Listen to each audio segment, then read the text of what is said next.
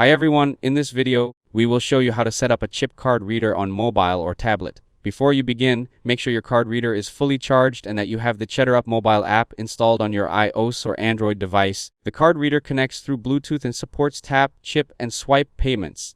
One important thing to remember is not to pair the card reader through your phone's Bluetooth settings. Instead, you'll connect it directly inside the CheddarUp app. Now let's get started. First, unbox your card reader.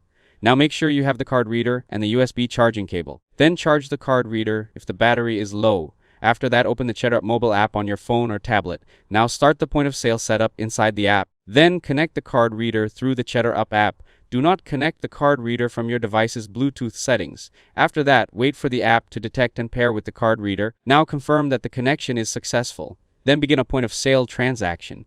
After that, enter the payment amount. Now ask the customer to tap, insert the chip card, or swipe their card using the card reader. Wait for the payment to be processed. Once the payment is approved, you'll receive a confirmation in the app. If this video helped you out, don't forget to leave a like and subscribe to the channel. Thanks for watching, and I'll see you in the next one.